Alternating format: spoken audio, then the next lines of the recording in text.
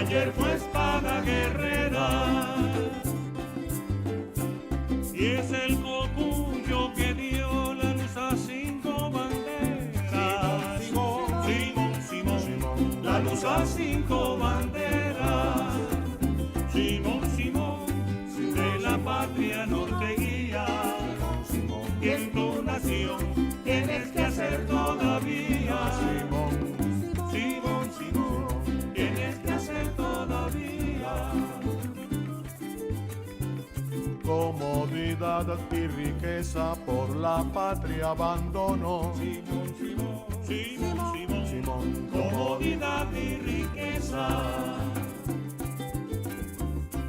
De grandezas se cubrió sin perseguir la grandeza. Simón, sin perseguir la grandeza.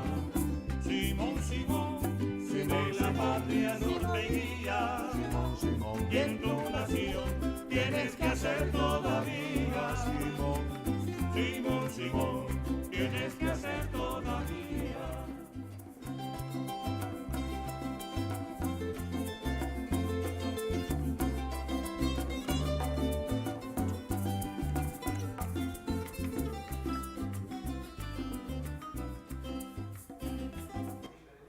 Un saludo a todas y todos. Compromiso estratégico, como siempre, desde nuestra televisora de la Fuerza Armada Estratégica, hoy bolivariana, antiimperialista, que hoy está retumbando en nuestros 24 estados de la República Bolivariana de Venezuela. Saludar a nuestros oficiales superiores, subalternos, tropa profesional, tropa alistada, en unión popular, militar y policial.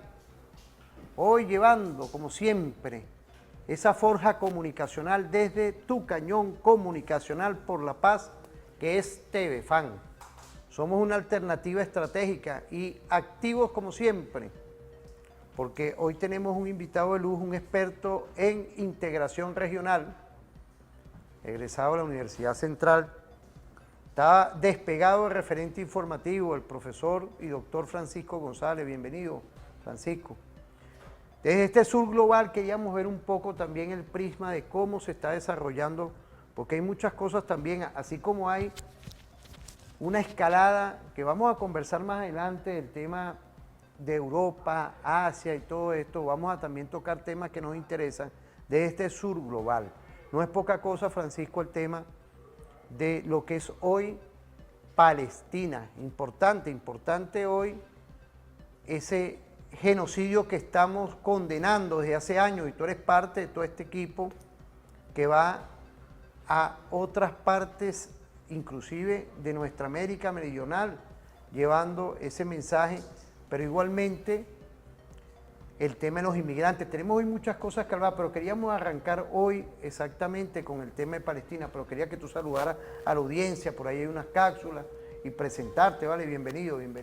Bueno, primero que nada, gracias, Constantini. También como profesor. Y hace tiempo que no estábamos aquí, ¿no? Sí. Estamos de vuelta. Y qué bueno ver las instalaciones y ver que el área, ¿no?, de TVFAN, los alrededores, pues está muy bonito, ¿no? Y hoy es un día de mucha movida internacional, e incluso aquí en Venezuela, ¿no? Estuvimos ayer en un instituto, el de Centro de Saber Africano, o sea que yo doy clase ahí, ¿no?, en un diplomado sobre América Latina, pero ayer justo se inauguró el diplomado sobre Irán. Mira, ya hay que tocar el tema Palestina, ¿no? Y justo estaba el embajador, no embajador iraní, Claro, que quiero llegó, saludarlo. que llegó, sí.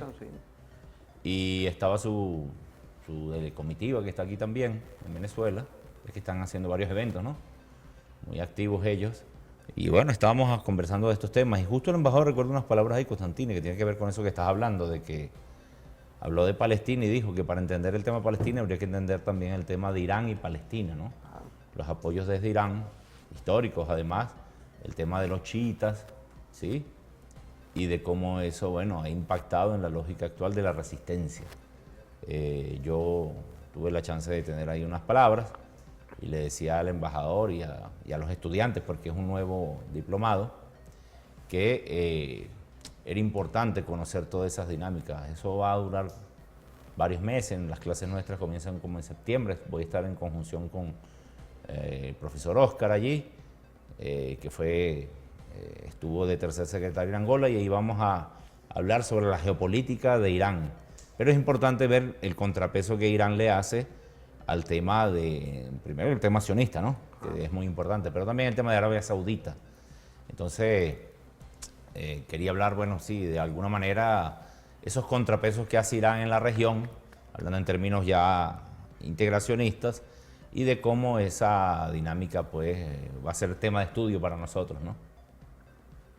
Fíjate, ahí tenemos una cápsula, Francisco, que casualmente ocurrió en estos días en la ONU, ¿no?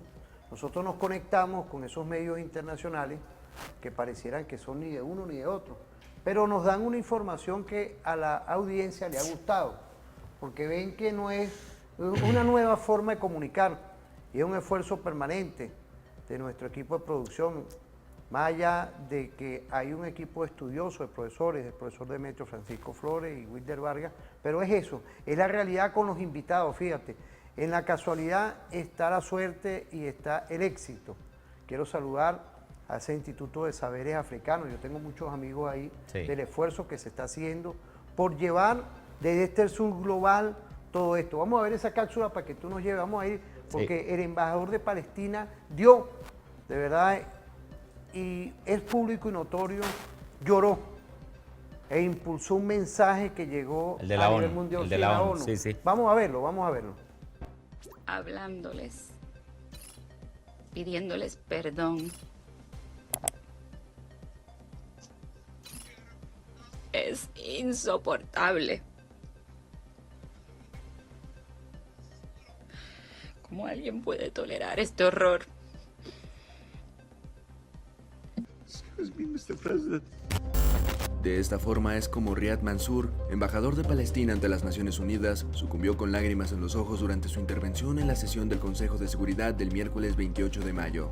Durante la reunión número 9923, enfocada en la situación en Oriente Medio, incluida la cuestión palestina, el diplomático de 78 años habló sobre la situación actual que se vive en la Franja de Gaza, en donde miles de personas se encuentran ante una de las crisis alimentarias más graves debido al bloqueo de ayuda humanitaria que Israel ha implementado. Cuando Mansour mencionó la hambruna que atraviesan las infancias mientras sus madres los consuelan, lanzó un golpe al escritorio mientras rompió en llanto para después exclamar: "Es insoportable. ¿Cómo alguien puede tolerar este horror?". Durante la sesión, también estuvo presente el embajador de Israel, Danny Danon, quien durante la intervención de su homólogo palestino se mostró bostezando ante las acusaciones contra el gobierno de Benjamín Netanyahu por propiciar, según medios internacionales y asociaciones de derechos humanos, un genocidio en la Franja de Gaza. Desde que Israel violó el alto al fuego en marzo, más de 1.300 niños palestinos han sido matados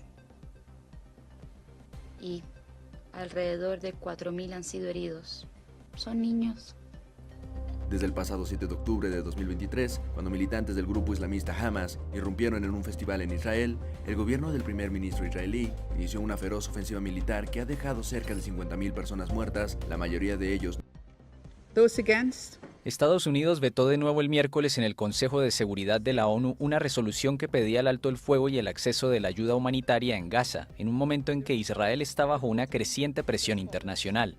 14 votes in favor, 1 vote against. El proyecto, que fue presentado por 10 miembros no permanentes del Consejo, recibió 14 votos a favor y solo votó en contra Estados Unidos, que tiene derecho a veto. Es el primero de la administración de Donald Trump. La oposición de Estados Unidos a esta resolución no debería ser una sorpresa. Es inaceptable por lo que dice, es inaceptable por lo que no dice y es inaceptable por la forma en que se ha presentado. El proyecto de resolución rechazado exigía un alto el fuego inmediato, incondicional y permanente, y la liberación incondicional de los rehenes en manos del movimiento islamista palestino Hamas, capturados en el ataque del 7 de octubre de 2023 contra Israel que desató la guerra en Gaza. También pedía el levantamiento inmediato e incondicional de todas las restricciones a la entrada de ayuda humanitaria en Gaza y que fuera distribuida por la ONU. Estados Unidos afirmó que la resolución no era viable. Cualquier producto que socave la seguridad de nuestro cercano aliado Israel no es viable. Esta resolución socavaría los esfuerzos diplomáticos para alcanzar un alto el fuego que refleje las realidades sobre el terreno y fortalezca a Hamás. Israel consideró que la resolución era un regalo para Hamás y amenazaba con envalentonar el terrorismo. El martes, el embajador palestino ante la ONU, Riyad Mansour, dijo que en caso de veto a la resolución, la presión recaería sobre quienes impiden que el Consejo de Seguridad asuma sus responsabilidades y que todos serían juzgados por la historia. El Consejo de Seguridad de la ONU no ha logrado ponerse de acuerdo desde el inicio de la guerra entre Israel y Hamás debido al veto estadounidense, pero también de Rusia y China. Fíjate, ahí Mansour, yo creo que dio el embajador, el que casualmente dio ese mensaje muy claro y a la vez siento que fue del corazón. Pues. Yo siento que la historia tiene que darle un prisma a estos genocidas del gobierno israelí y como siempre pareciera que el gobierno norteamericano no se desengancha de seguir activo contra ese genocidio que está ocurriendo hoy contra el pueblo palestino. ¿Qué podemos ir construyendo? Porque fíjate, esto es en hora lo que está ocurriendo. Lo que es la suerte de estar aquí contigo compartiendo. ¿Vale? Claro, mira, yo vi ese video, ¿no? Bueno, vi el del embajador, pero ahora que veo un poco más amplio con la nota que hace prensa ahí de ese canal, sería bueno ver la fuente, ¿no? Porque si ves hace alusión a aquella operación del 7 de octubre, que desata todo lo que viene posteriormente. Esa fue la operación Al-Aqsa. Claro. Entonces allí, bueno, sí, sectores de Hamás entraron y rompieron ahí en Israel y tomaron rehenes, más de 200 personas. Y posteriormente, bueno, sí, se les inculpa o se les acusa de haber asesinado a una gente. Sin embargo, te voy a decir algo, mira, sobre eso uno busca videos, algún video, porque siempre hay gente, incluso que entraron a un lugar donde había una celebración de judíos, ¿no? Que estaban allí y es difícil conseguirlos, de verdad. No he visto algún video donde directamente se haya asesinado a personas allí, pero bueno, ellos dicen que sí. Lo cierto es que esa es la operación que ya da la excusa para que Netanyahu pues active con su Ministerio de Defensa todos los ataques que han venido dándose a lo largo de este tiempo, ¿no? Y todas las incursiones militares, los bombardeos, esos asesinatos de que habla ahí el embajador, y que ahora, bueno, sí, tienen la presión internacional, incluso unas causas ante la Corte Internacional de Justicia, para aprender a Netanyahu, ¿no? Con lo cual no es una persona que puede andar tranquilo, libremente ahí por el mundo, se cuida más. Y también las presiones internacionales que se dan con estas alianzas, pues a partir de Irán, volviendo a Irán, ¿no? A Irán, pues, donde se está de alguna manera coadyuvando a que se pueda mitigar ese genocidio, ¿no? Como tú bien dices. Sin embargo, ha habido distintos momentos, ¿no? Yo he estado muy pendiente de eso porque he tenido me tocó por circunstancias, una vez con los iraníes, llamaron de un canal que se llama IRIB TV para dar declaraciones ahí. Ha sido una entrevista bastante complicada, son en inglés y las traducen al persa en el canal IRIB TV de Teherán. Y he tenido que meterme a fondo en eso. Y mira una cosa interesante, porque lo que ve el embajador está ahí en la ONU, que queda en Nueva York, y justo Mansour, y justo en estas ciudades, en esta ciudad se dieron muchas protestas el año antepasado, en esas protestas de jóvenes, ¿sí? No solamente musulmanes, sino estadounidenses, y otros en estas universidades contra el genocidio en Gaza. Y ahora, cuando llega Trump al poder, ¿no? En este momento, hay medidas intervencionistas por parte del gobierno estadounidense contra estas universidades. Una es Harvard, la más emblemática de Estados Unidos.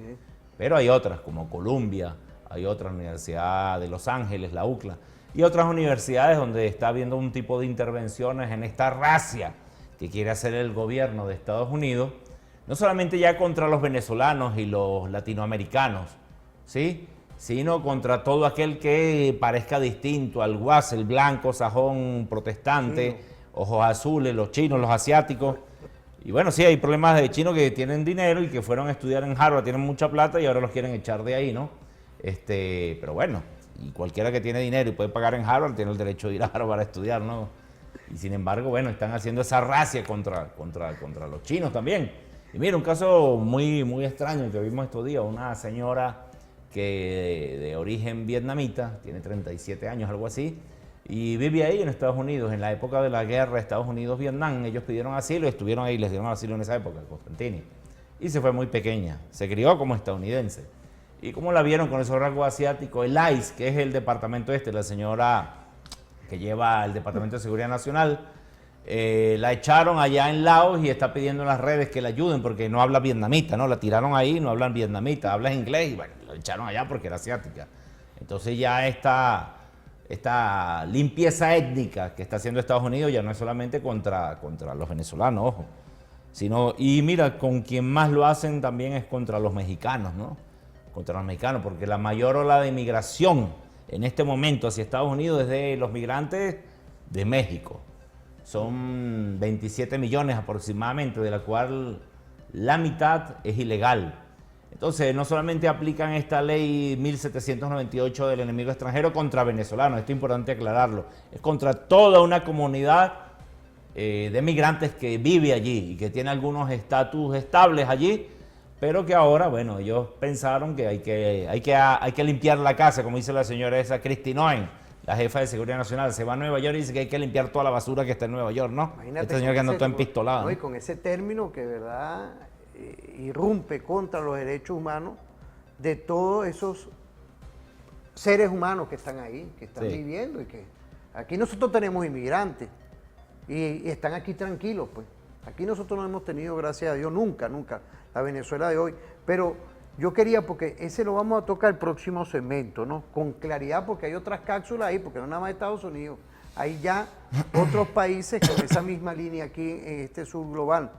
Pero yo quería, antes de culminar, por ahí tenemos una cápsula también del gobierno venezolano con nuestro canciller, tú lo conoces, al profesor Samuel Moncada. Claro, nos da clase en la escuela de historia. Claro, él tiene, ahí tenemos también, eso fue hace ya un tiempito, de la posición de los países amigos contra este tema de Palestina, pues. Claro. Que esto, yo quería culminar porque yo sé que tú estás trabajando todos estos temas que son importantes y me gustó lo que es hoy ese gobierno de Trump, todos los gobiernos, pues yo creo que Estados Unidos no ha bajado la intensidad de irrumpir contra los derechos humanos de cuando ellos tienen algún interés. Ellos primero son sus intereses y después se llevan a todo el mundo por medio. Vamos a ver esta cápsula que tenemos por ahí, Yair. Sargento Yair, ¿vale? Vamos a verlo.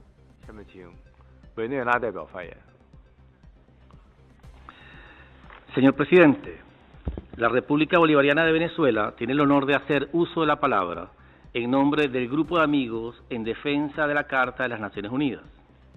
Permítanos, primeramente, transmitir nuestros respetos al excelentísimo señor Wang Yi, miembro del Buró Político del Comité Central del Partido Comunista de China y ministro de Relaciones Exteriores de la República Popular China, miembro de nuestro grupo, así como saludar la decisión de elegir un tema tan pertinente para esta cita, especialmente en medio de la actual coyuntura internacional. Del mismo modo, agradecemos al secretario general por sus valiosos aportes a esta discusión. Señor presidente, las Naciones Unidas es la mayor expresión del multilateralismo. Nuestra organización, surgida hace casi 80 años de las cenizas de la Segunda Guerra Mundial, ha logrado grandes conquistas en diversos campos.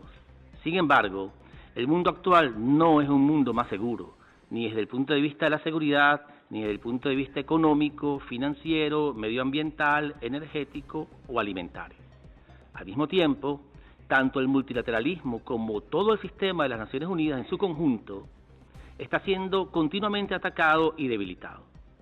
Nos corresponde entonces garantizar que el sistema internacional que juntos hemos construido no corre la misma suerte que la sociedad de naciones, debido a su incapacidad para responder a los retos del siglo XXI interconectados o a la falta de voluntad política de ciertos actores para aceptar la emergencia de un mundo multipolar. Este mismo Consejo de Seguridad, por ejemplo, al que la Carta Fundacional de nuestra organización confiere el mandato de mantener la paz y la seguridad internacionales, se encuentra en un punto muerto respecto a un tema que históricamente hemos otorgado especial importancia, como es la cuestión de Palestina. Su falta de acción oportuna debido al abuso del poder de veto por parte del gobierno de los Estados Unidos de América, ha permitido a Israel gozar de un nivel sin precedentes de impunidad y le ha envalentonado a perpetuar en el tiempo su ocupación ilegal y su agresión continuada contra el pueblo palestino, que solo en Gaza, durante los últimos 16 meses, ha cobrado la vida de más de 48.000 civiles inocentes, entre ellos mujeres, niñas y niños, con más víctimas. Fíjate, ¿por qué nosotros ponemos esto? Porque esto es un derecho de palabra que tuvo Venezuela, la República Bolivariana de Venezuela. Tengo entendido que si no fue el año pasado, fue a principios de este año. Pero pasa algo que... No, pero fíjate. Moncada lo ratifican ahora como uno del comité organizativo de la ONU. Esta semana. Claro, esta semana. Fíjate, eso fue hace tiempo ya. Sí. Pero se concatena con lo que hubo en estos días, que vuelve otra vez Estados Unidos. Por eso es que esto tiene una hoja de ruta, Francisco. Qué bueno que las usuarias, los usuarios que nos ven aquí y estudian esto, que la Venezuela de hoy, países amigos, que ya hoy es una gran mayoría, están mandando este mensaje de hace tiempo ya, y vemos ahorita cómo la representante de Estados Unidos así tranquilamente vuelve otra vez a poner veto a lo que es hoy ya un clamor mundial que hay que acabar el genocidio contra el pueblo palestino. Antes de irnos a la pausa, yo quería que tú nos comentaras. Sí, hay que decirle a la gente, bueno, que el derecho a veto son los 5 principales del Consejo de Seguridad de la ONU en la posguerra, después de la Segunda Guerra Mundial. Y cualquier que vete de esos 5 principales, pues hace que una resolución no sea ejecutada. En este caso, pues se está vetando la resolución que emana del caso Palestina para poder llegar a un cese al fuego, ¿no? Que es lo que se trataba en ese momento. Y ha pasado varias veces, ¿eh? Y bueno, Estados Unidos siempre la veta, pues, apoyando a Israel, obviamente. Entonces también vemos allí, yo me acuerdo cuando comenzó esa dinámica, esa guerra lamentable, siempre las potencias occidentales pues están en conjunción. Las potencias occidentales, sobre todo también parte de Europa, ¿no? Sin embargo, algunos se alejan un poco de esa dinámica, pero en general apoyan ese veto que está llevando Estados Unidos y que constantemente se evita un cese al fuego. Mire, yo creo que si hablabas del tiempo en que se estaba haciendo eso, justo cuando conversábamos hace ratico, del tema de las protestas en las universidades de Estados Unidos, tuvieron mucho fuelle, ¿no? Claro. ¿Y qué está pasando ahora? Pues en estas redadas que se están haciendo por parte del ICE, que es el organismo de inmigraciones en Estados Unidos, que lleva la señora Kristi Noem, y por parte también la Guardia Nacional, la DEA, el FBI, la policía, las policías locales, se van en conjunto a buscar muchos de estos estudiantes. Ya se sabe que se han metido en estas universidades para poder llevárselos y expulsarlos del país, ¿no? No importa si pagaron, no importa si tienen tiempo allí, el hecho es que todo aquel que haya protestado por el apoyo que da o financiero o militar Estados Unidos al genocidio que llevan en Gaza, a Israel, ¿sí? Y el señor Netanyahu, entonces es susceptible de ser, primero lo llevan preso, ¿no? A un albergue de estos que tienen ahí contra los migrantes. Y después lo expulsan del país, lo acusan de terroristas, ¿no? Sí, le dicen que pertenecen a Al Qaeda. Fíjate, Francisco, vamos a irnos a una pausa. Quiero agradecerte, ¿verdad? Estamos ahorita en una perspectiva de lo que ocurrió y está ocurriendo a nivel del sur global, pero también lo que impacta contra el pueblo palestino, pero yo quería volver con los inmigrantes, porque eso también está concatenado. Tú eres experto en integración regional. Importante esto que estamos hablando, el doctor Francisco acompañándonos con nosotros. Vamos a ir a una pausa rapidito, volvemos.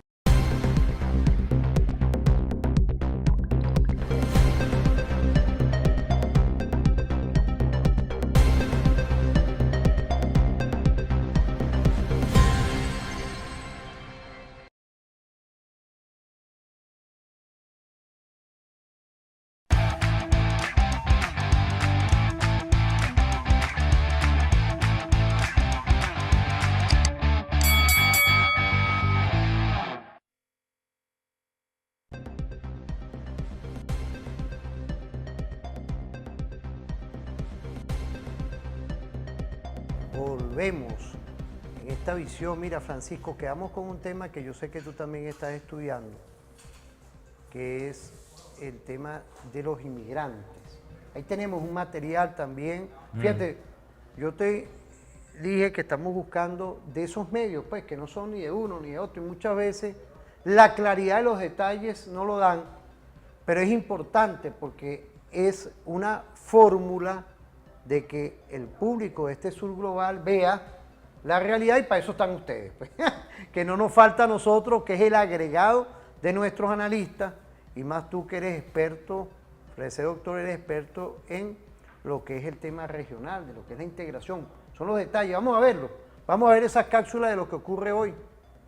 Un nuevo bloque aquí en la noche de Canal 26 para contarles que Donald Trump tomó la determinación que ciudadanos procedentes de 12 países en particular ya no puedan ingresar a los Estados Unidos. Sí, así es una medida que está respaldada por la orden ejecutiva que firmó el propio mandatario norteamericano cuando asumió allí la presidencia, y hoy se conoció el listado, ¿no?, de estos países. Hablamos de Afganistán, de Birmania, de Chad, República del Congo, Guinea Ecuatorial, Eritrea, Haití, Irán, Libia, Somalia, Sudán y Yemen. Pero además también va a aumentar las restricciones para que puedan ingresar a los Estados Unidos a ciudadanos de Burundi, de Cuba, de Laos, de Sierra Leona, de Togo, de Turkmenistán y de Venezuela, la decisión que tomó el presidente de los Estados Unidos. En un comunicado oficial, la Casa Blanca citó a Donald Trump: restauraremos la prohibición de viaje, algunos la llaman la prohibición de viaje de Trump, y mantendremos fuera de nuestro país a los terroristas islámicos radicales, como lo ratificó la Corte Suprema.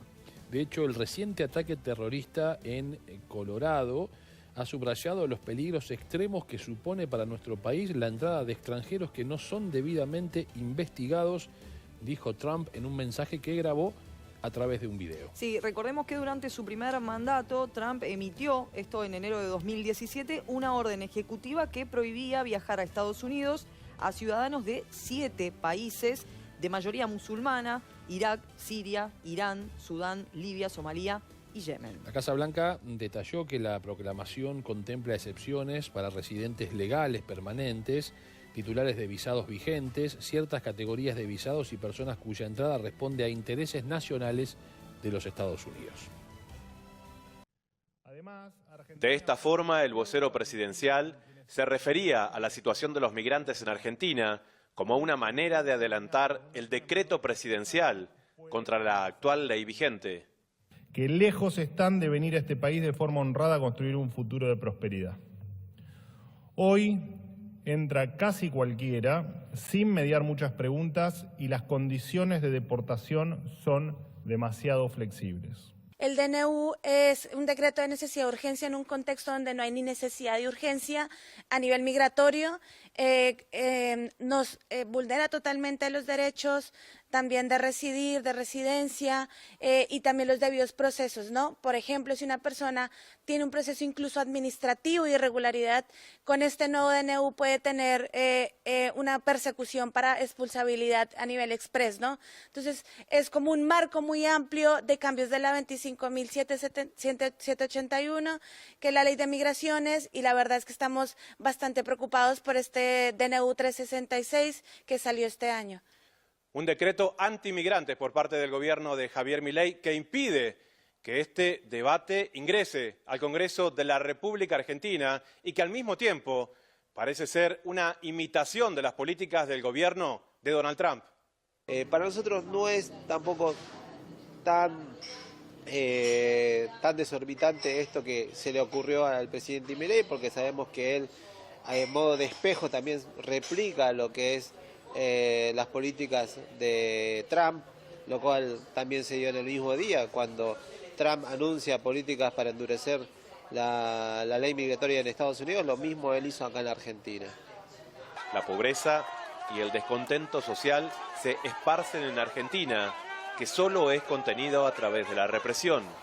Por eso, el Poder Ejecutivo busca culpabilizar a los extranjeros sobre esta realidad.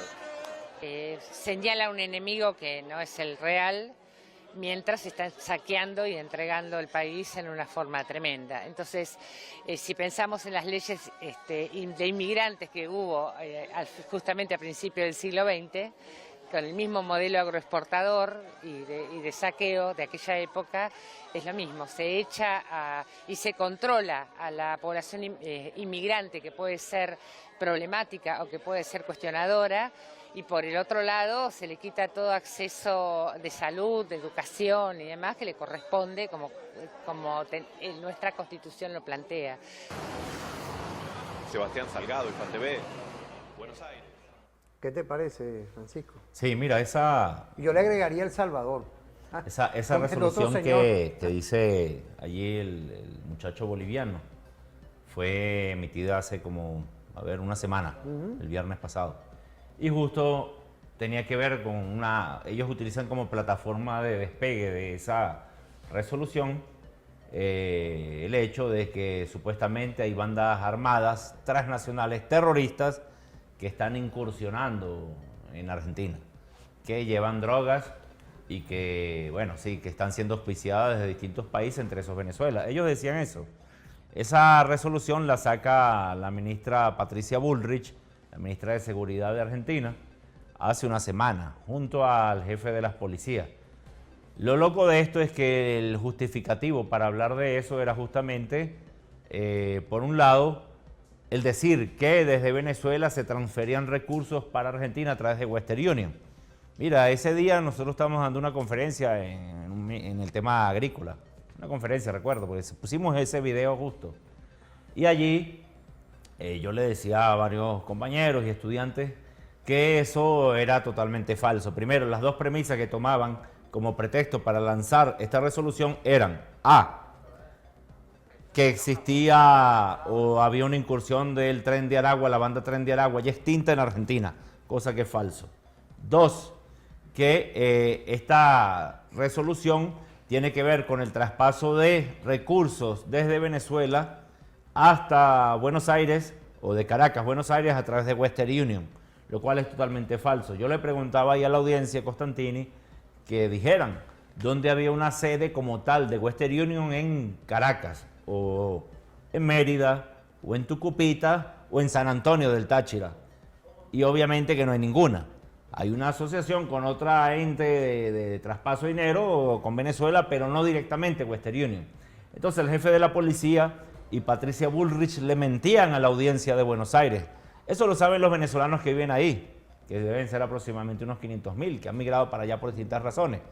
Pero ellos están tratando ahora es de aplicarlo, decía el muchacho boliviano, situación similar a la que hacen dentro de Estados Unidos Donald Trump, Kristi Noem, Rie Scott, que es el hecho de buscar la excusa de que hay una supuesta banda del Tren de Aragua dentro de Estados Unidos, llamada terrorista, como ellos llaman, para expulsar del país no solamente a venezolanos, ojo, ya en este momento nos dimos cuenta que es solamente una táctica dilatoria, es una excusa, es un manto para la política real, fascista, neonazi, que es el hecho de sacar a todo aquel que no sea el blanco sajón. Porque ¿qué es lo que pasa en Estados Unidos, Constantini? Hay una guerra civil interna no declarada en ciernes que tiene que ver con la expulsión total de todo aquel que no sea blanco, sajón, los guas y evangelistas, ¿no? Estos adventistas. Trump pertenece a esos grupos. Y obviamente que todo aquel que no está en esa lógica, cualquier persona ya venga de México, incluso han expulsado a argentinos ahí. O sea, por más que Milei ahora pretenda apoyar esas políticas o quiera hacer una copia, como decía el boliviano allí en el video, de esa política, lo cierto es que expulsaron a argentinos. Expulsaron a argentinos hacia su país de origen, como expulsaron chilenos, ¿no? También han expulsado ecuatorianos, por más que Noboa quiera apoyar a Donald Trump. Los expulsaron de ahí, de Estados Unidos. Entonces las expulsiones masivas, las deportaciones masivas, sin motivo ninguno, son una constante ahora dentro de Estados Unidos, y en este caso Argentina lo único que está haciendo es tratar de ver, porque ojo, hay que decir esto también, la mayor cantidad de migrantes en Argentina no son los venezolanos, y muchos venezolanos que han ido a Argentina son profesionales, son gente clase media, gente que tiene profesión y que se fue para allá, bueno, a trabajar o a estudiar, esa es la realidad. La mayoría de los migrantes pobres, los más pobres que están en Buenos Aires son bolivianos, son peruanos, son chilenos inclusive, muchos chilenos también están ahí. Entonces, es solo una excusa. Nos utilizan como un manto para la política real que quieren hacer ahora Milei, que es tratar de limpiar casa. No sé, irán a expulsar a un montón de gente porque viven un montón de bolivianos. El boliviano que trabaja en Buenos Aires es el que se mete, como los topos, le dicen los topos, que se mete debajo de lo de Buenos Aires. Tiene una gran cantidad de estos lugares que son así como donde van las cañerías y las aguas de tratamiento, aguas sucias. Como así, como en Inglaterra, pues, que están por debajo del suelo y son enormes, ¿no? Son como cuevas subterráneas enormes. Y quien se mete ahí son los bolivianos. Los argentinos no se meten a trabajar ahí. Entonces va a pasar lo mismo que está pasando en Estados Unidos. Si empiezan a expulsar a la gente que trabaja en esos lugares, esos trabajos que hacen en Estados Unidos los migrantes también, que no hace el estadounidense blanco, ojos azules. Entonces, yo no sé, esas economías ya están siendo afectadas por esa situación de expulsión de migrantes, ¿no? Entonces, Milei se equivoca, nos utiliza de excusa a los venezolanos, pero eso va a tener un impacto en su economía, y también que Buenos Aires ha sido una ciudad histórica de mucha recepción de migrantes, ¿no? En principio en los años 20, por allá, 1920, cuando llegan muchos italianos, sí, como tus apellidos, ¿no? Constantini, sí, debes tener familia por allá en Buenos Aires. Los Macri vinieron de Italia, la familia Macri, ¿no? Franco Macri, el abuelo de Mauricio Macri, que eran huyendo porque eran bandas fascistas italianos y se fueron a meter ahí. El fascismo vino de Europa a Buenos Aires, poca gente lo conoce, pero así fue. Entonces, todas estas olas migratorias que han venido de Europa, bueno, Buenos Aires se compone de toda esa lógica. Y ahora las últimas olas migratorias son más de colombianos, también hay muchos, hay ecuatorianos también, bastantes, pero muchos bolivianos, muchos peruanos. Entonces, a ese sector social es al cual va dirigida esta política. Eso hay que decirlo, porque entonces cuando nombran a Venezuela, al Tren de Aragua y todo esto, es solamente el pretexto de plataforma de Patricia Bullrich para despegar esta política. Lo anunció la semana pasada. Eso que está pasando allí, bueno, es que a quien afecta ahora a los bolivianos, como el del video, ¿no?, de Hispan TV. Fíjate, ahí hay un detalle, ¿no?, que es importante, que nosotros no lo hemos estudiado. Y me interesa ese tema que tú dijiste. Pues, por ejemplo, la Venezuela de hoy, hace antiguamente, bueno, mi padre está muerto, pues imagínate, pues, madre es venezolana, pero ¿cómo han llovido las inmigraciones en esta América meridional? Sí. Por causas diferentes, la Segunda Guerra Mundial, por ejemplo, el caso de que tenemos los números, pues mira, tú me diste ahorita un número que es importantísimo, sí, de verdad te agradezco. Tantos venezolanos allá en Argentina, por aquí lo anoté. Sí, sí. 500.000. Aproximado. No, pero imagínate cómo se ha movido la inmigración.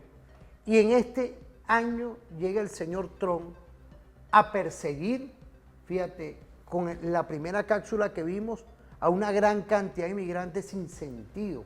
Imaginemos, ahorita se pega Macri y el señor del Salvador está en la misma tónica, porque claro, tiene todavía detenidos nuestros nacionales allá.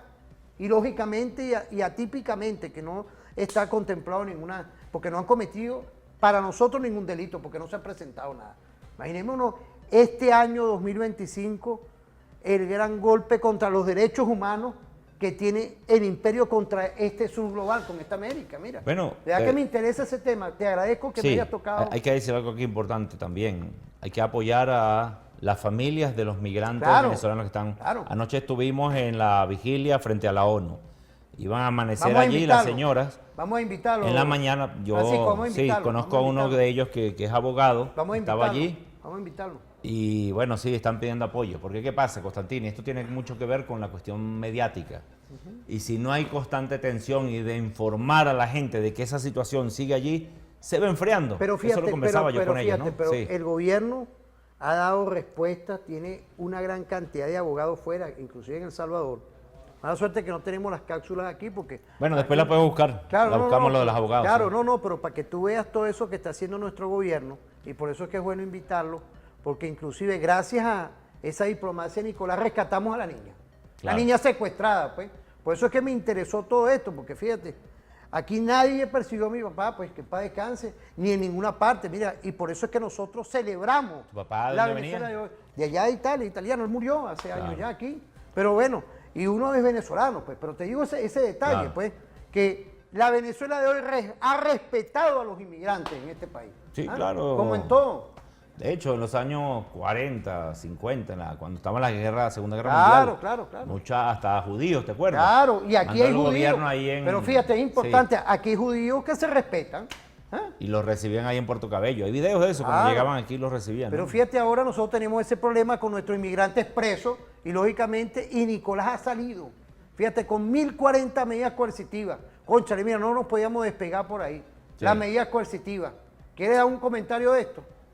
Claro, lo Pero que ya, te decía. Yair, vamos a poner esa cápsula. Vamos a poner una cápsula por ahí, porque es que ahí tenemos al sargento Yair, vale, vamos a ver esa cápsula, vamos a ver y volvemos. Porque eso va todo en esta guerra de multidimensionalidad que estamos aquí combatiendo. Hermano, el volumen ahí, ¿quién está interrumpiendo ahí el volumen? Señora Presidenta, la República Bolivariana de Venezuela tiene el honor de leer la siguiente declaración en nombre de los siguientes países: Argelia, Angola, Belarus, Bolivia, Camboya, China, Cuba, la República Popular de Corea, República Popular Democrática de Corea, Guinea Ecuatorial, Eritrea, Irán, Laos, Nicaragua, el Estado de Palestina, Rusia, San Vicente y las Granadinas, Siria, Zimbabue y la suya propia. Señora Presidenta, las medidas coercitivas unilaterales, sean de carácter político o económico, se han convertido en el instrumento preferido de ciertos estados para ejercer presión, en particular sobre los países en desarrollo, y forzar la voluntad soberana de otro estado a fin de obtener ventajas de cualquier tipo. Por lo tanto, su promulgación e implementación son claramente contrarias al espíritu y letra de la Carta de las Naciones Unidas, la cual ha encomendado la imposición de estas medidas en el Consejo de Seguridad, convirtiéndolo en el único órgano del mundo legalmente facultado para imponer sanciones. Las medidas coercitivas unilaterales, debido a su amplio alcance y su extraterritorialidad, tienen un impacto negativo en el disfrute y realización de todos los derechos humanos. Este impacto negativo se ha incrementado durante el curso de la pandemia COVID-19, según lo han registrado expertos independientes de la ONU. Así, estas medidas ilegales representan un ataque directo contra uno de los pilares principales de nuestra organización, como lo es el desarrollo sostenible, y un obstáculo deliberado para la consecución de los ODS, así como un medio para profundizar las brechas entre nuestros pueblos y fomentar la desigualdad, la exclusión social y el racismo sistémico. Señora Presidenta, reiteramos nuestra preocupación por el creciente recurso al unilateralismo, marcado precisamente por acciones y enfoques aislacionistas y arbitrarios que violan la Carta de las Naciones Unidas, las normas del derecho internacional, los principios básicos del sistema comercial multilateral. Además, estas medidas tienen un impacto perjudicial sobre la estabilidad de los estados, la libertad de comercio, la inversión, el desarrollo, los esfuerzos nacionales e internacionales en la lucha contra la pandemia COVID-19, y estas acciones impiden el progreso y el desarrollo económico y social de todos los pueblos en el marco de políticas sistemáticas, deliberadas y calculadas para ejercer presión, dolor y sufrimiento sobre las poblaciones en conjunto. La promulgación y aplicación ilegal de medidas económicas unilaterales como medio de coacción política y económica contra países en desarrollo representa un obstáculo para la implementación de la Agenda 2030, para el Acuerdo del Desarrollo Sostenible, para el Acuerdo de París y de otros compromisos internacionales en el ámbito económico, social y medioambiental. Su propia existencia es contraria a la promesa de no dejar a nadie atrás y a nuestros esfuerzos por lograr. Fíjate, todo esto va concatenado. Mira, nosotros no hacemos programa por moda. La moda, pues. Me voy a poner, no. Y me interesa esto hoy porque le hemos dado un traste al referente informativo, referente diferente. Yo tengo siempre esa visión. Referente diferente, Demetrio. ¿Por qué? Porque estamos en esta línea de hoja de ruta de despertar también lo que ocurre allá y lo que estamos haciendo hoy. Fíjate, este es el principal enclave hace 10 años que estamos retumbando en la Organización de Naciones Unidas y en todos lados, la República Bolivariana de Venezuela en contra de la medida coercitiva. Pero también los inmigrantes, imagínate la multidimensionalidad hoy de guerra que tiene la patria y cómo nosotros estamos haciendo un esfuerzo para salir de toda esta operación de guerra de amplio espectro. Bueno, tú eres estudioso de todos estos temas. Yo quería que antes de irnos a la pausa nos dieras una pincelada, Francisco. Mira, Constantino, es importante decir ahí que, bueno, el profesor Moncada junto a otros ha llevado esta carta de Amigos Venezuela y por eso ha tenido mucha relevancia a Venezuela ahí, porque lo decía ahí en el otro video, los ataques constantes que sufre el sistema multilateral. El sistema multilateral, luego de la Segunda Guerra Mundial, es la ONU.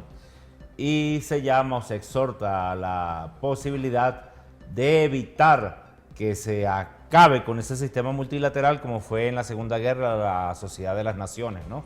Que fue dinamitada por los sectores de extrema derecha mundiales. Entre esos, bueno, estaba Japón, estaba Alemania, entre otros países, ¿no? Que eran sus socios de la época y que eran ese eje, pues, que llevó a la Segunda Guerra Mundial. En la actualidad vivimos un momento, no es igual, pero similar en algunos aspectos. Por ejemplo, como sectores de ultraderechas mundial, entre esos Estados Unidos, el movimiento MAGA que asaltó el poder en Estados Unidos, pero en otros lugares del mundo, aquí en América Latina vemos a Milei, por ejemplo, que son personas que están en contra de ese sistema multilateral. Y por eso la ONU, bueno, ha sido de alguna manera defendida por países como Venezuela. Eso es importante decirlo ahora. En función de estas cuestiones que se están hablando allí con el tema de estas medidas coercitivas unilaterales, no son más que las sanciones ilegítimas.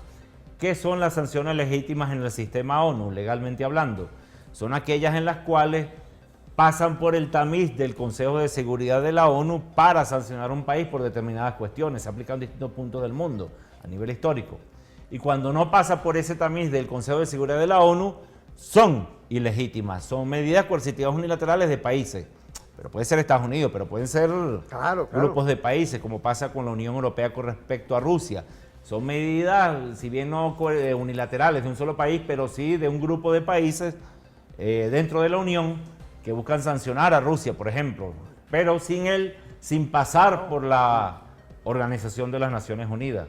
A eso se refieren cuando hablan de lo que son las medidas coercitivas unilaterales o las sanciones ilegítimas. Esto es importante porque mucha gente no conoce estos temas, Constantino, y yo creo que hay que aclarárselos porque, bueno, sí, es de lo que uno trata de hacer. Y me interesa todos estos temas, Francisco, porque el público que nos está mandando mensajes nos agradece el por qué estamos hoy gravitando con todo esto, y es una constante, Francisco. Hoy tenemos un programa muy diferente porque hemos logrado ver hasta ahorita todo el tema de este subglobal, lo que está gravitando y las grandes males que hay con el señor Trump y con los gobiernos anteriores, pero ahorita se pega como una epidemia con ciertos gobiernos, el caso de Argentina, el caso de Salvador y otros más que están ahí incorporados como aquel grupo de Lima que en su momento tú viniste y desenmascaramos antes que viniera todo ese andamiaje del grupo de Lima. Vamos a irnos a una pausa. Ahí tenemos un tema también que no nos podemos despegar de las escaladas que están ocurriendo fuera. El tema de la OTAN contra Rusia, que en este momento, ahorita ya quiero felicitar y saludar a la Federación Rusa. Están avanzando a pesar de que hubo un ataque contra Moscú. Pero vamos a tocar todos esos temas y también la inversión del señor Trump, ahorita en un pequeño, un sistema ahorita de antiaéreo, pues, una gran millonada que pareciera que lo que es una búsqueda, eso es un problema de ellos, a lo interno, de cómo las industrias militares siguen haciendo los grandes negocios y la sociedad norteamericana hoy vive grandes problemas sobrevenidos, pero nosotros respetamos a los pueblos del mundo, ellos los eligieron y eso es una cuestión de ellos, pero dentro de nosotros tenemos que seguir reflexionando lo que le ha costado y hoy le cuesta al pueblo, al gobierno y a todos los actores de la vida nacional seguir consolidando nuestro estado de bienestar, que eso es innegable. A pesar de las 1040 medidas coercitivas, tenemos un gobierno activo y un pueblo digno y una clase trabajadora y un empresariado activo. Eso no lo podemos dejar de pegar y vamos a continuar. Vamos a ir a una pausa. Estamos con el doctor Francisco González, quien es experto en integración regional. Vamos a una pausa.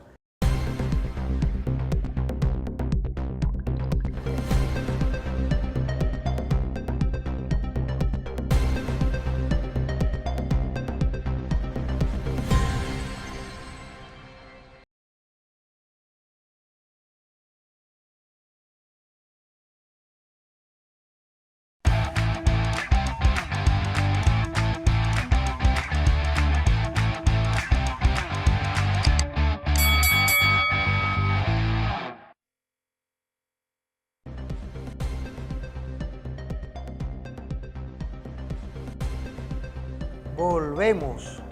Algo importantísimo, porque quiero agradecerle, ahorita ahorita en esta pausa estaba hablando con el doctor Francisco González, teníamos tiempo que no se activaba aquí en el programa, de verdad que no habíamos tocado de este sur global con profundidad, te agradezco esto, está tu señora esposa aquí con nosotros, familia, porque son esos detalles, Francisco, lo que está ocurriendo hoy, y yo no hago programa La Modelo.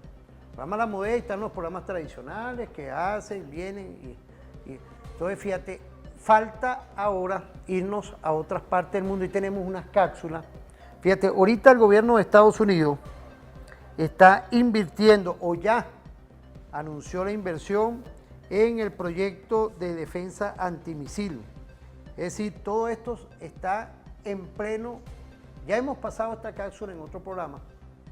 También el tema, vamos a ver, hay un diálogo que se ha propiciado allá en Estambul entre el gobierno de este señor, entre nuestro hermano Vladimir Putin de Rusia y el señor de Ucrania. Y eso está en stand-by. Hubo una operación militar de bombardeo en estos días en Moscú. Vamos a ver eso, porque es importante adecuarnos a la paz que tenemos hoy, Francisco, a lo que está gravitando en Argentina, que es un detonante, el otro detonante en Estados Unidos, y hoy cómo está la Venezuela en paz, la Venezuela electoral, participativa, protagónica, que es hoy un agregado gracias a ti, que nos puedas estar viendo, gracias a todas y todos, que estamos gravitando con nuestra Constitución. Pero vamos a ver esas cápsulas para que tú nos vengas y nos des todo un comentario de profundidad de lo que también ocurre en otras partes con esta escalada militar que busca también, como pareciera, con el tema de Palestina, una tercera guerra mundial, que no es poca cosa lo que hoy está ocurriendo. Vamos a ver esas cápsulas. Que Trump, ojo, promete financiación de 25.000 millones de dólares para el Golden Dome. El presidente Donald Trump anunciará 25.000 millones de dólares, como le decía, para su proyecto de defensa Golden Dome este martes por la tarde, según informa el medio político, citando a su vez a un funcionario de la Casa Blanca, una fracción de la cantidad que eventualmente costaría construir el ambicioso sistema nacional de misiles que ha exigido el presidente de la Casa Blanca. El anuncio que se espera que Trump haga en la oficina oval junto al secretario de Defensa buscará imponer cierta estructura a una idea que todavía está en sus primeras etapas. Una burbuja de defensa aérea de sensores, satélites y baterías de misiles en todos Estados Unidos. El financiamiento actualmente incluido en el gran y hermoso proyecto de ley de Donald Trump se discutió esta misma mañana durante la reunión del presidente con los republicanos de la Cámara de Representantes, dijo el funcionario al que le ha dado la información el periódico político. Trump, con esta decisión, desafiaría a Rusia y a China, países que le advirtieron que no llevara a cabo lo que les estamos cortando, esa gran inversión en ese proyecto suyo que es el Golden Dome. La inversión inicial sería, como les digo, de 25.000 millones de dólares y se espera que Trump también, aparte de eso, en ese siguiente acto que tendrá lugar brevemente, anuncie que el general Michel Gautier, vicepresidente de Operaciones Especial de las Fuerzas Especiales de Estados Unidos, lidere el proyecto según un funcionario, les repito, de Defensa. El funcionario de la Casa Blanca le habría dicho al periódico político, una persona familiarizada con estos asuntos del ejército de los Estados Unidos de América. Imágenes alrededor de cómo el movimiento que se veía ayer de ataque de Ucrania en Rusia es histórico por lo que ha conseguido, por los ataques, por esa fotografía, como ven ahí, complicada.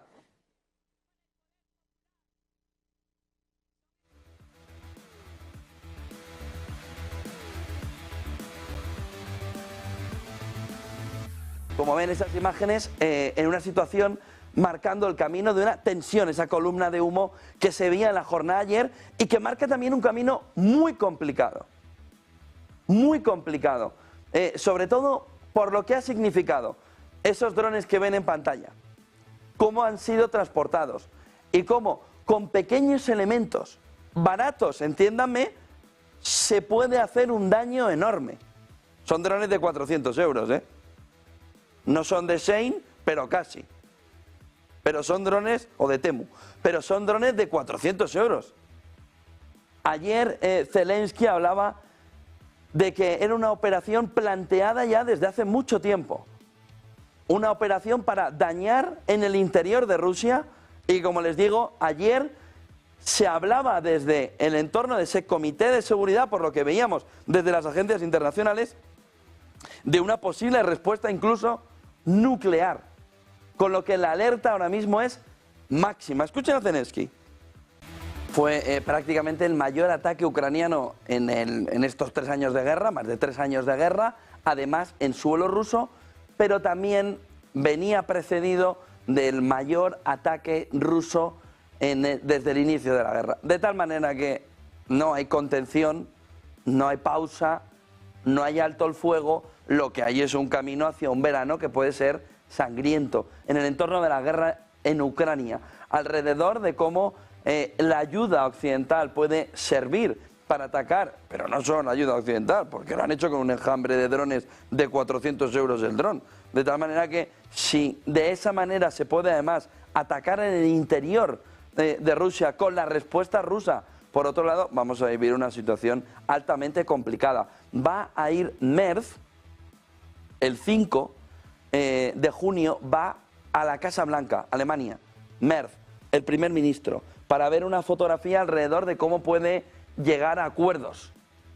Acuerdos sobre todo para apoyar a Ucrania como elemento fundamental. El otro punto fundamental viene alrededor de cómo se puede llegar a acuerdos en la guerra comercial, donde el lío sigue todavía de una manera importante. Zelensky, que apuntaba el jefe del Servicio de Seguridad de Ucrania, Maliuk, presentó un informe sobre la operación de hoy, un resultado absolutamente brillante, un resultado logrado únicamente por Ucrania. 1 año, 6 meses, 9 días, desde el inicio, 1 año, 6 meses, 9 días, desde el inicio de la planificación hasta su ejecución efectiva. Nuestra operación de mayor alcance. El personal que participó en la preparación de la operación se retiró del territorio ruso a tiempo. Agradecía al general Maliuk por este éxito de Ucrania, instruía al Servicio de Seguridad de Ucrania para que informara al público sobre los detalles y resultados de la operación que pudieran revelarse. Por supuesto, no todo puede revelarse en este momento, pero estas acciones ucranianas sin duda pasarán a la historia. Está defendiendo Ucrania, estamos, dice y con razón, estamos haciendo todo lo posible para que Rusia sienta la necesidad de poner fin a esta guerra. Rusia inició esta guerra, Rusia, dice Zelensky, debe ponerle fin. Gloria a Ucrania, dice Zelensky en un mensaje al que Rusia rápidamente ha intentado también contraponer, sobre todo con el comité de seguridad que vimos en la tarde de ayer y con el lanzamiento de misiles hipersónicos. Fíjate, es una gran complejidad. Hay varios detonantes hoy en el mundo.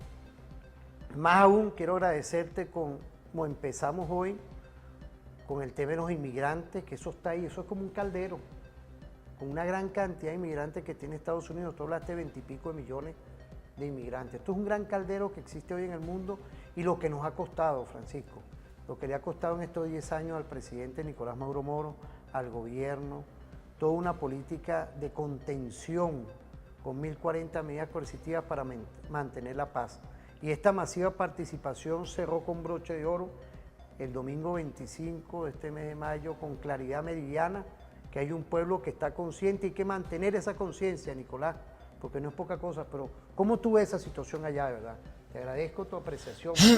Bueno, primero que estos muchachos de este canal español son un poco escandalosos, ¿no? Claro, pero es que lo que está retumbando allá, claro. Ahí hay preocupación, entonces, mira. Ahí hay preocupación entre todos esos muchachos. Pero más allá de eso, mira, sí, primero que los drones valen más, no valen 400 euros.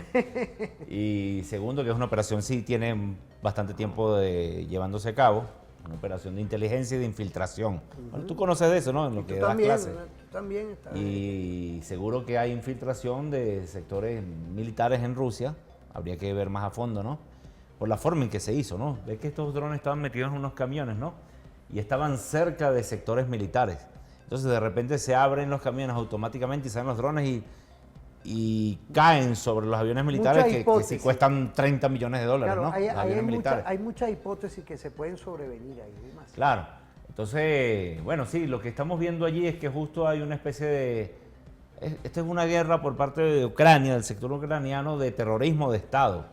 Entonces, ¿qué está pasando? Que Zelensky, al verse debilitado, en este momento, pues, está perdiendo gran parte de la guerra y apela al terrorismo como una forma de disuasión y de terrorismo psicológico contra el pueblo ruso, ¿no? Y otra cosa, con esto Zelensky trata de... Zelensky no solamente, su ejército, su cuerpo de generales, ¿no?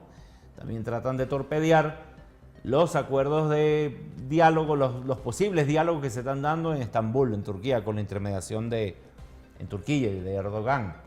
Eso tiene que ver también, bueno, sí, los esfuerzos que se hacen por algún sector, bueno, sí, en principio que cuando se dio el 80 aniversario de la Regimiento Inmortal, conmemoración a aquellas batallas donde el Ejército Rojo le gana a los nazis, ¿no? En la Segunda Guerra Mundial, que llegan a Berlín y todo esto.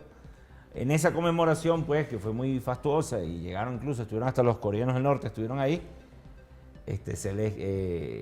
Putin, en ese marco, pues, ha sido, digamos, presionado, porque el mismo día, me acuerdo que ese día que estamos viendo los eventos, ese mismo día había ido este señor Friedrich Merz, que hablaba el español allí. Friedrich Merz había estado el primer ministro de Inglaterra, había estado Macron, es decir, había 4 líderes europeos occidentales que habían estado allí en Kiev para tratar de llevar a cabo una presión internacional para que Rusia se siente a negociar con Ucrania en un periodo de 30 días. Y le decían que si no se daba en esos 30 días el cese al fuego de manera unilateral, ellos iban a bañar de sanciones a Rusia. Putin dio unas declaraciones esa noche, muy importantes después de todos esos eventos. Una rueda de prensa y ahí Putin pues decía que eso no intimidaba a Rusia. Ese era el vaivén de cosas que iban pasando, ¿no? Lo cierto es que, bueno, se dan esta posibilidad de acuerdos. Putin llama de manera ya el personal a Zelensky para poder negociar y llama a la intermediación de Turquía, que había estado también en esta posibilidad de acuerdo en el año 2022, es decir, es un continuo del año 2022. Y bueno, sí, las cuestiones que se negociaron en esa época, hasta un punto donde otra vez quien deja la mesa siempre ha sido Ucrania.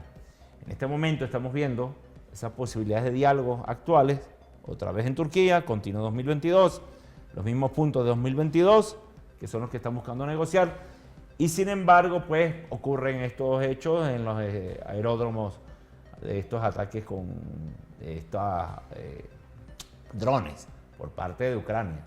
Entonces, es un torpedeo a la posibilidad del diálogo, pues, que hace Zelensky. Y hay otro detalle, la inversión ahora de Trump, millonaria, con ese sistema defensivo del Golden Dawn. Imagínate, un gobierno que habla de austeridad, habla de política y ahorita invirtiendo. Pareciera que eso es otra estafa. ¿Te acuerdas? Esto es un reciclaje de aquel proyecto antiguo de la Guerra de las Galaxias, ¿te acuerdas? Así es, de Ronald Reagan. De Ronald Reagan, en los 80. Ronald Reagan, así es que buscaba también algo parecido. La Guerra de las Galaxias, la película esta de George Lucas de los 70, ¿no? Entonces, este es un reciclaje que hacen ahora de aquel proyecto de la película, ¿no? En la Guerra de las Galaxias tú ves el imperio, ¿no?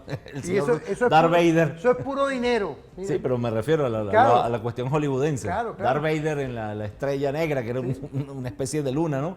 Tenía ahí un montón de cohetes en el espacio, porque no solo implica que estén en tierra, sino que los mandaban al espacio. Y cuando llegaban los antiimperialistas, ¿sí? El Yoda y el otro, qué sé yo, entonces llegaban y bueno, los atacaban. Eso era la Guerra de las Galaxias. Bueno, bonita película para ver, ¿no? Sí, Entonces, no, y una reflexión. Ahora, en esa época, en los años 80, porque esa tuvo varias secuelas, y después continuaron más recientes.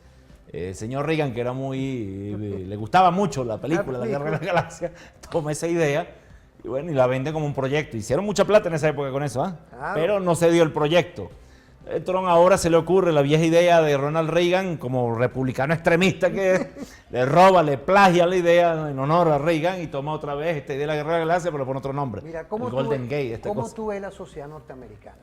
está... ¿Cómo tú ves con todo esto? Está... Al pueblo que nos está viendo. Mira, yo te voy a decir la cosa más insólita que vi estos días. Porque he tenido que dar una charla sobre estas temáticas, yo sé que tú estás trabajando todos estos temas. Y mira, antier, en la ciudad esta ciudad Minneapolis, donde asesinaron a George Floyd, ¿no? ¿Te acuerdas? Aquel muchacho afroamericano, que le pusieron la bota a los policías y lo mataron.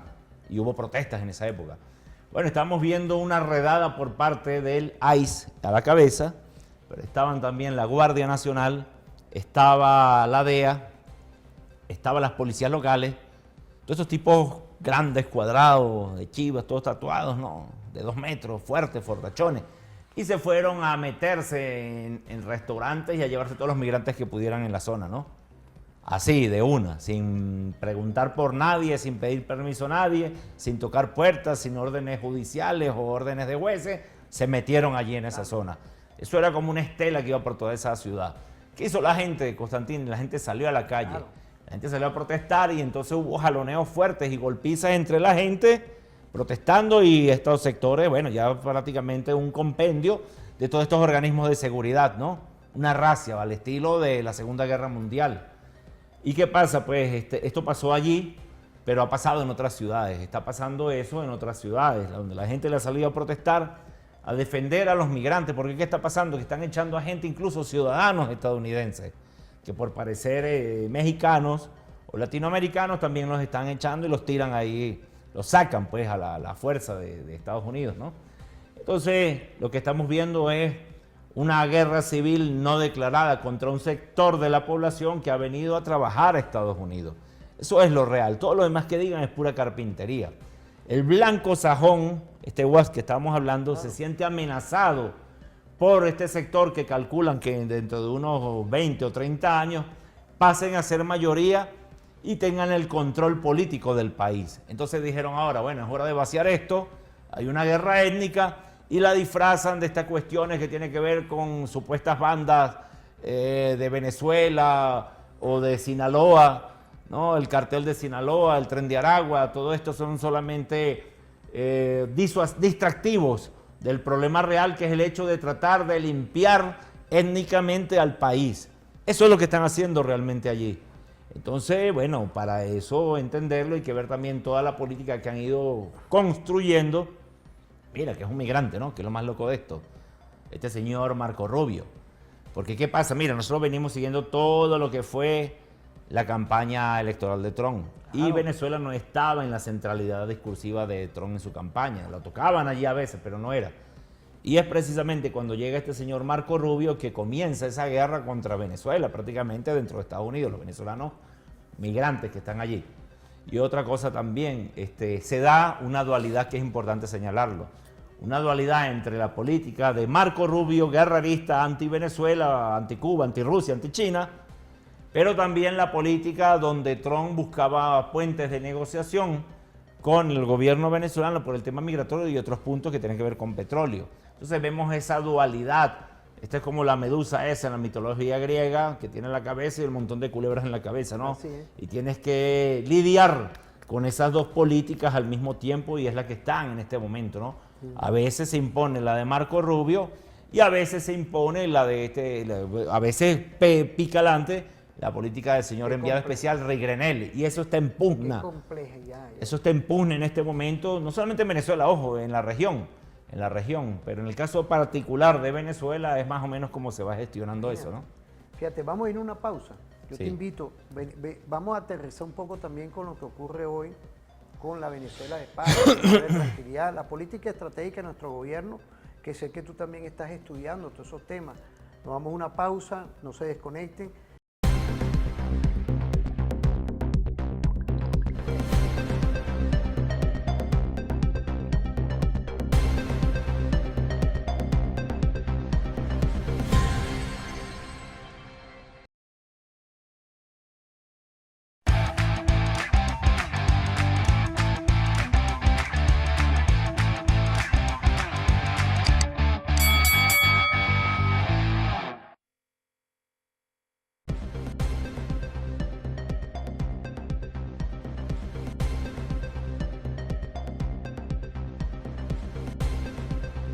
Vemos con esta visión Quiero agradecerle a todas y todos porque hemos tocado temas hoy estructurales. Imaginémonos cuando uno conversa de lo que han hecho los gobiernos de Estados Unidos, y da lástima, de verdad, la sociedad norteamericana. Da lástima, pero uno la respeta. Ese es un principio. Pero igualmente otros países, otros pueblos, pues que están sufriendo hoy el tema del Medio Oriente, pero también el tema de la Eurasia, por allá en Europa. Hoy yo quiero volver porque sé que tú también tienes estudios, a pesar de que tú eres máster en integración regional, pero tienes todos los estudios de esta América Meridional y de Venezuela, de lo que ocurre hoy. Por ahí tenemos una cápsula porque ya nuestro presidente estratégicamente tiene métodos. Son esos métodos que hay que adecuar siempre contra 1040 medidas coercitivas unilaterales. Vamos a ver ese primer video, porque nada más y nada menos Nicolás con esa visión de cambiar, y es perfecta, y se apoya, como siempre, en cualquier fórmula, porque busca es abrazar y resolver los problemas del pueblo. El método de cambiar el escritorio por el territorio. Vamos a verlo. Nos toca el lunes, Silita, 5x5, correcto. Papa, Ocumo, Ñame, y seguimos adelante. Pues saludo a Vilma. ¿Ah? Otro emprendedor, Por tu Perro se llama. Bueno, me contenta mucho estar en esta comunidad de la lucha. Aquí están estos vecinos.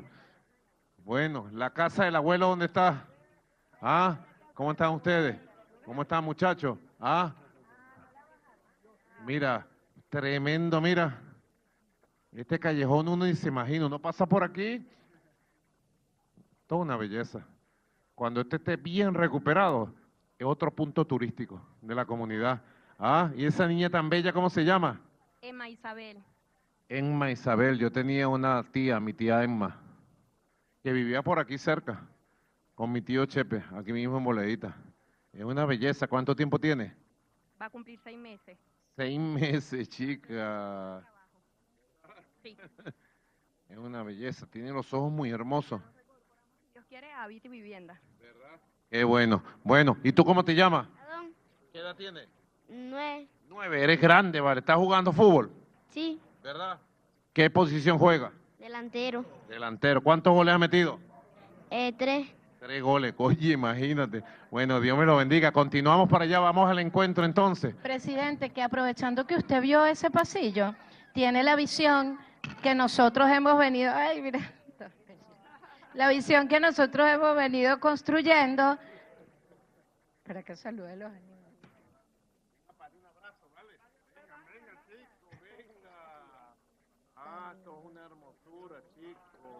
Sigo hablando.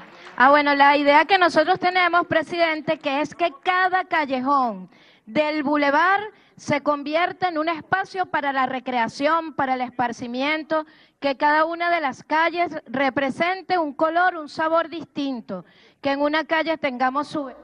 Fíjate, Francisco, hay otra experiencia en esta América Meridional o en el mundo de lo que estamos haciendo nosotros, con toda esta guerra que hemos vivido. Yo me recuerdo que Francisco nos acompañó, porque este programa tiene 10 años, ¿no?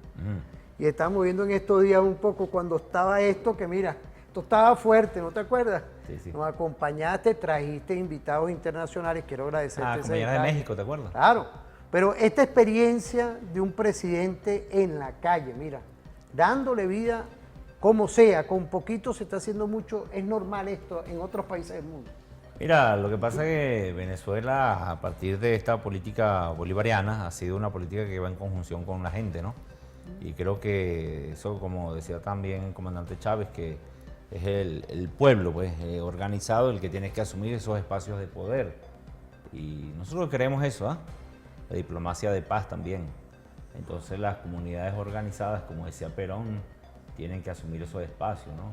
Hay que ir a la formación, profundizar más en eso, Constantini, que la gente se dé cuenta que tiene un poder real, no solamente es el tema del voto, que es importante, claro, ¿no? Sino también el hecho de la decisión sobre las políticas de sus sectores, los sectores de los barrios, ¿no? Los sectores populares, las organizaciones, las clases medias, mira, hay muchas organizaciones, ¿no? He visto colegas que viven en zonas clases medias de Caracas. En Chacao, por ejemplo, hay muchas experiencias interesantes de organización social, ¿no? Organizaciones populares. y que ahí, bueno, ellos buscan la manera de resolver sus cosas y se ve algún impacto de eso en las elecciones recientes, ¿no? Entonces creo que de eso se trata, pues, que el pueblo organizado sea el que vaya asumiendo los espacios de poder y que sean esas representaciones sociales las que lleguen a los espacios de representación en las instituciones del Estado, ¿no? Y así poco a poco, bueno, se va buscando la manera. Chávez siempre hablaba de la transformación del Estado, creo que es un debate que hay que ir más a fondo, Constantini. El hecho de cómo decía Marta Hanecker, ¿te acuerdas? Ese Estado heredado, ¿no? Esas discusiones que se hacían hace unos años aquí, de que todavía Venezuela estaba en una época de transición, de un Estado heredado, de esas instituciones ya un poco enquilosadas, un poco vetustas, a otra cuestión más avanzada. Y yo creo que eso ha sido un foco de llamado a muchas organizaciones internacionales, militantes internacionales que han venido y que quieren conocer esa dinámica, pero que también hay que tratar de profundizarla mucho más, ¿no? Esto no es una cuestión que esté acabada, claro. Esto es una constante dialéctica y que, bueno, cada vez que vemos que hay una crisis internacional de posibilidades incluso de una guerra, una invasión al país, estas comunidades se activan. Eso lo vi mucho en el Esequibo, ¿no? Más adelante podemos hablar de esa temática. Tuve la chance en el 2023 de estar allí con una comisión de profesores indígenas en el Esequibo. Estuvimos ahí en San Martín Turumbán y viajamos a varias partes de allí, donde uno nota eso, ¿no? Cuando la situación estaba muy encrispada, uno ve viejos barcos británicos ahí en el río Cuyuní, ¿no? Claro. Entonces, la comunidad indígena organizada y organizaciones sociales de ahí, de esos sectores, estaban en alerta, pues, estaban en alerta. La Fuerza Armada estaba allí, ¿sí? El general que estaba comandando, en conjunción con la Fuerza Armada, porque nosotros dimos unos foros ahí. No, yo sé, unas conferencias ahí, bueno, sí, fue con el sector de compañeros, pues, que estaban ahí destacados y fue muy interesante para uno estar de cerca. Es otro mundo ahí. Claro, pero por eso es que me interesan estos temas, porque sé que tú tienes una experiencia en toda esta América Meridional y vemos que es escaso.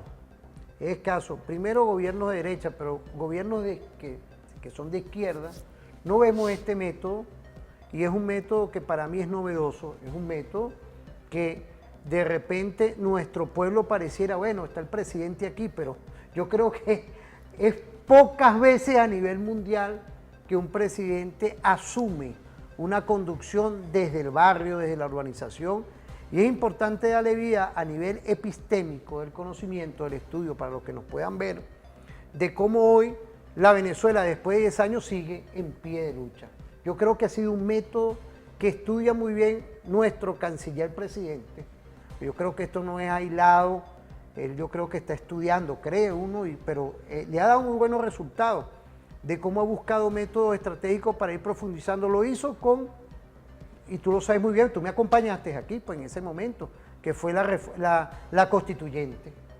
Paso para tratar de neutralizar lo que en esa Asamblea Nacional en su momento estaba buscando, que era acabar con el Estado-Nación. Esto que estás diciendo es importante, esa consigna.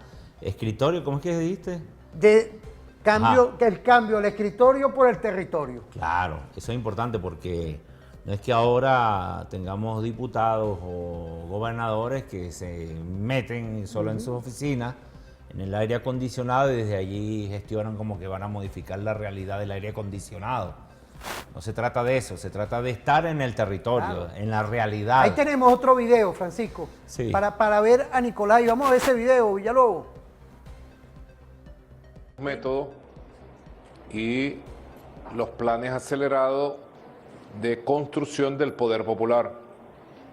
Allí yo lancé una consigna que es un concepto: menos escritorio, más territorio, para todos los líderes, gobernadores, gobernadoras, diputados, diputadas, legisladores y legisladoras. No los quiero ver metidos en un escritorio al aire acondicionado, olvidados del pueblo. Menos escritorio, más territorio. Menos burocracia, más eficacia, más democracia, diría yo. ¿Por qué más eficacia? Hacer las cosas más rápido, mejor, a tiempo, junto al pueblo. ¿Por qué más democracia? Más poder popular, más empoderamiento, más nuevo sistema político, transformar, voltear como una media todas las gobernaciones. Todas las gobernaciones. Y así voy a insistir, mire, voy a tener la rienda corta de exigencia y autoexigencia. Y pido apoyo de todo el pueblo en los territorios. De ustedes, hombres y mujeres de a pie. De ustedes. A ustedes les pertenece esta victoria, a ustedes les pertenecen los nuevos gobiernos. Allí, en todo el territorio. En los llanos, en los Andes, en Occidente, en el norte, en el centro, en el sur, en Oriente, de norte a sur, de este a oeste, en todo el territorio. A ustedes les pertenece el gobierno, el poder.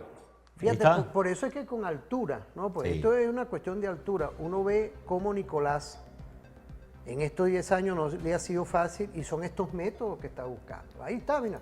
Cuando mira, ahí está. Mira, pero algo que dice el presidente es importante, ¿no? Del hecho de, mira, las burocracias se encrespan cuando hablan de eso, y más que hable un presidente de eso, ¿no? Pero el pueblo se contenta. Claro, porque... O sea, eso es lo que me interesa, porque yo cuando ando pasando por ahí, profesor, tremendo programa, bueno. Si hay algo que le tiene miedo a un burócrata es a romper ese estatus de burocracia, de esa institucionalidad, esa burbuja que le crean, como decía Paulo Freire, ¿no?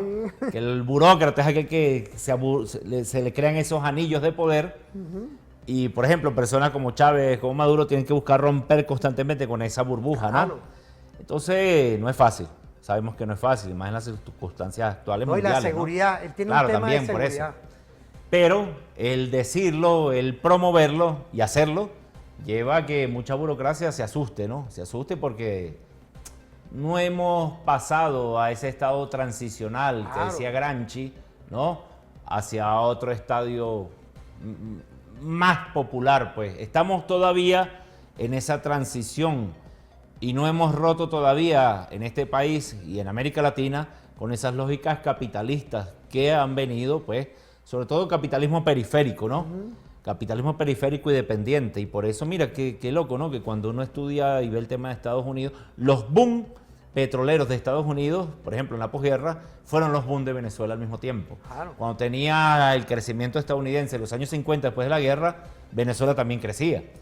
Y si bien aquí estaba Pérez Jiménez, pero lo cierto es que tenemos una ola migratoria tremenda en esa época, ¿ves? Bueno, entonces, claro, cuando Estados Unidos está en problemas, crisis sistémicas, económicas, políticas, como la actual, también América Latina y nosotros sentimos afectados de esa presión que ellos están teniendo adentro, ¿no? Más con las medidas coercitivas que estudiamos en el segmento anterior, las medidas coercitivas unilaterales. Claro, las medidas, estas sanciones ilegítimas, medidas coercitivas, lo que son es formas de tratar de expoliar recursos de países dependientes de tu lógica tecnológica. Ahora, ante todo eso, Nicolás en la calle. Claro, porque es lo que rompe con esa... Aquí, por ejemplo, nosotros podemos... Mira, este programa a mí me alegra porque tengo varias veces, y lo digo por aquí, mira cuánto no me dan la mano, ¿no? Y vamos a continuar porque es una política estratégica. Esto es seguridad estratégica, amigo. Esto es estrategia perfecta. Se lo he dicho al pueblo cuando me abraza. Y los invitados nuestros, fíjate cómo tú estás hilando esto con un nivel doctrinario de toda... Claro, tú eres máster en integración regional, tú te graduaste en Argentina, ¿no? Sí, estás viendo ya... Pero uno es militante. Claro, pero ya... Yo militaba, Constantini, tú sabes que militábamos mientras tú estabas en la UCB y nos vimos allí, ¿te acuerdas? Claro. Estábamos en Antímano, estábamos en Caricuao, hicimos un trabajo popular de organizaciones sociales en la zona de Antímano. Y hasta hoy eso está allí. Claro. Y no cobramos nada, lo hicimos porque fue una cuestión popular que hicimos en ese momento, Francisco, 2008 y 2009. Me interesa algo que es importantísimo, que tú le estás dando un valor agregado con tu conocimiento. Mira, y a todo eso. A mí me tocó estudiar fuera, es verdad, pero dejamos ese semblante allí y hasta hoy a aquellos que fueron electos en esos sectores se deben a esa base social que quedó organizada y que gracias al trabajo que dejamos sembrado en esa época hasta hoy, ellos están ahí en esos espacios, ya sea de diputados, concejales, lo que sea. Están ahí. Entonces, que se deben a la base popular. Eso es lo que dice el presidente y es lo que hay que exhortar a los nuevos electos para que se deban a esa base social que está en Antímano, Caricuao, Ajuntas, Macarao, Coche y todas las zonas de Caracas. Katia, todo lo que... Katia, que es tu zona. Claro, todo lo que es la parte hoy de cómo podemos nosotros ir comprendiendo ese método. Ya se nos está acabando el tiempo. Yo quería que tú nos cerraras con un tiempo perfecto tú, Francisco, porque vas a continuar viniendo para acá. No nos podemos despegar el tema latinoamericano, el tema internacional. Quiero que tú mismo despidas el programa. Mira, yo quería darle una felicitación a la Fuerza Armada Nacional Bolivariana, porque la Fuerza Armada Nacional Bolivariana, yo he presenciado cómo rompe con esa situación de burocracia. A pesar de los rangos, a pesar de todas estas cuestiones, cómo funciona el sistema acá del tema de la Fuerza Armada, yo veo cómo los militares van a esa zona social y se organizan con la gente. Yo lo he visto ahí. La Bricomil es una. Yo los he visto ahí. Incluso damos foros, talleres, es un sector muy formado. Cuando venimos aquí a las academias militares, a las academias, a estos foros que hemos dado allí, he visto cómo el militar es formado con esa visión rupturista de estas lógicas burocráticas. Hemos estado ahí, lo hemos visto, muchos jóvenes, muchos cadetes, muchos estudiantes, y hay que seguir así. Hay que seguir así porque de eso se trata, ¿ves?